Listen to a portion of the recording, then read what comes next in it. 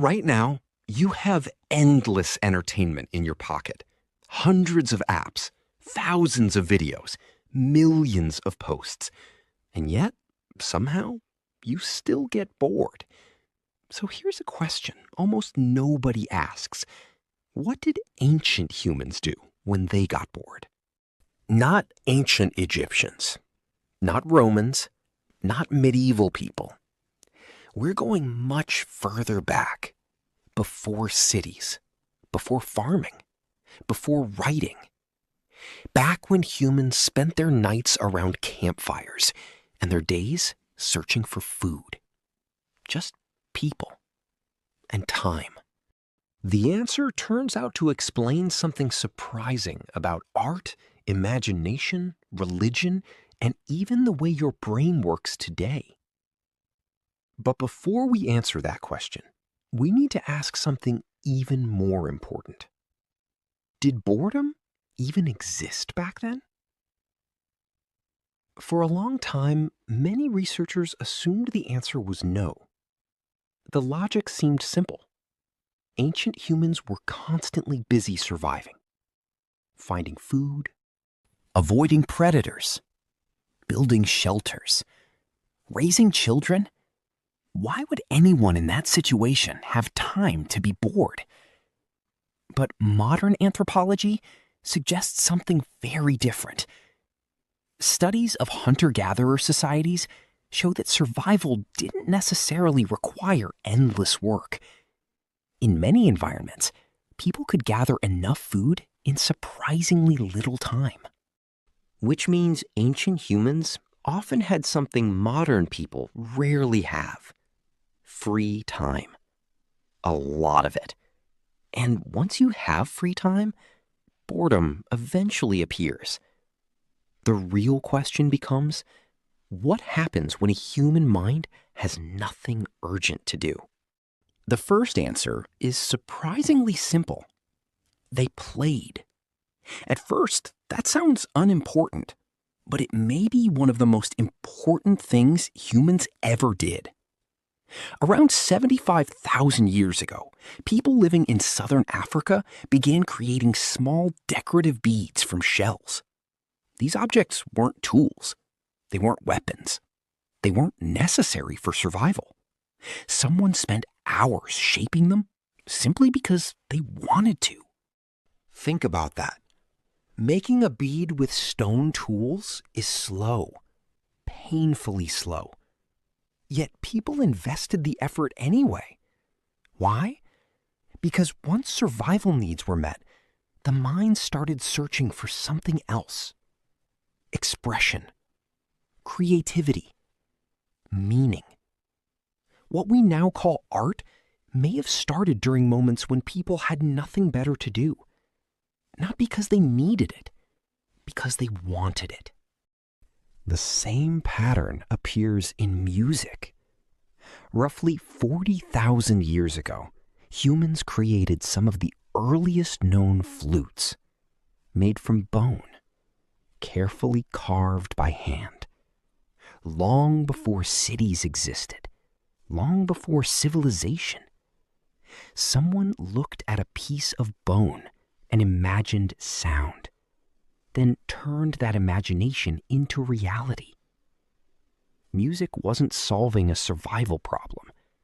It wasn't helping someone hunt. It wasn't building a shelter. It existed because humans had enough mental space to experiment, to play, to create. And once music appeared, it never disappeared. Every culture on Earth eventually developed it, which suggests something fascinating. The desire to create rhythm and melody may be deeply connected to how the human brain naturally works. But boredom didn't just help create art. It may have helped create something even bigger: imagination itself. Think about what boredom actually is.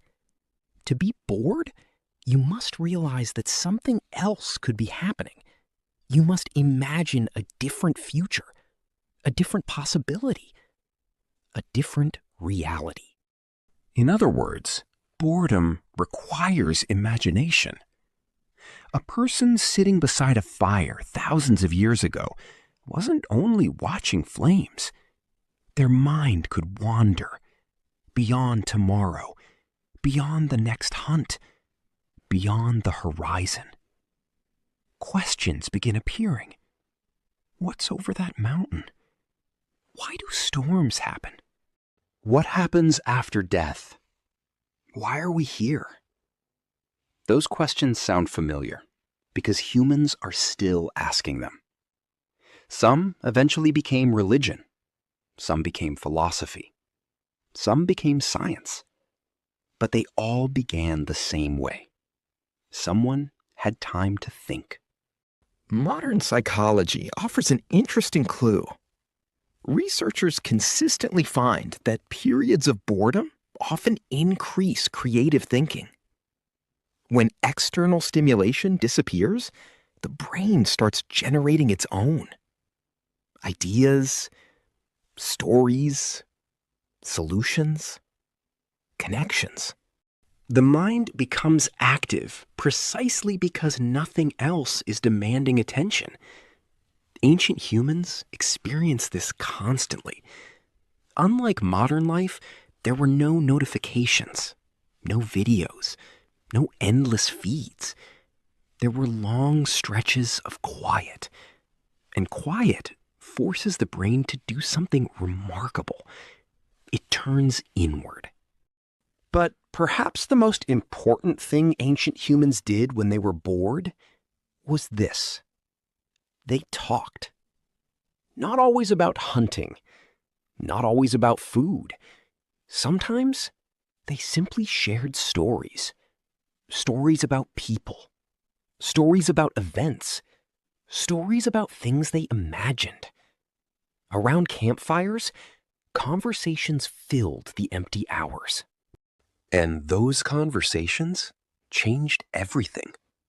Language became stronger. Relationships became deeper.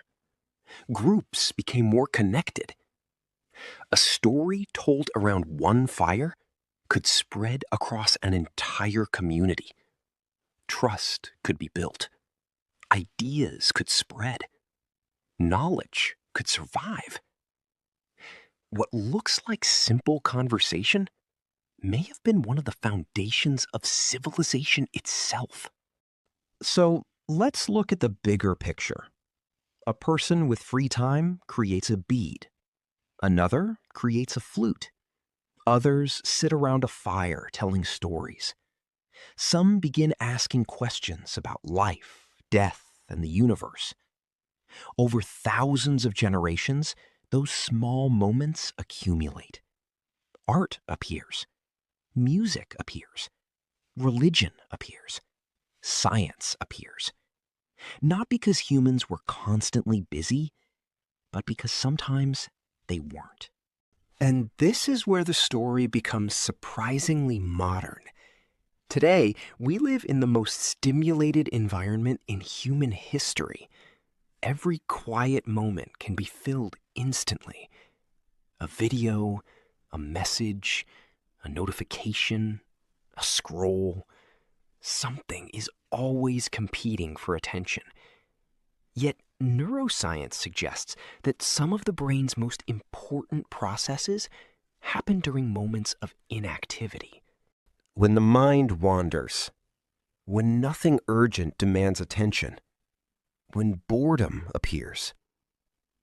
The same mental systems involved in creativity, reflection, and self-understanding become active during those quiet moments. Which means boredom may not be a flaw. It may be a feature, one that helped shape our species. For hundreds of thousands of years, humans sat beside fires, stared into the darkness, and allowed their minds to wander. Some created art. Some created music. Some created stories. Some created ideas that would eventually change the world. Today, the setting is different.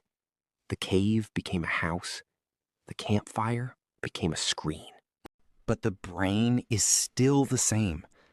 And every time you put away the distractions and allow yourself a moment of boredom, you're doing something surprisingly ancient. The same thing that inspired the first stories, the first music, the first questions. Boredom wasn't the thing ancient humans escaped. It may have been the thing that made them human in the first place.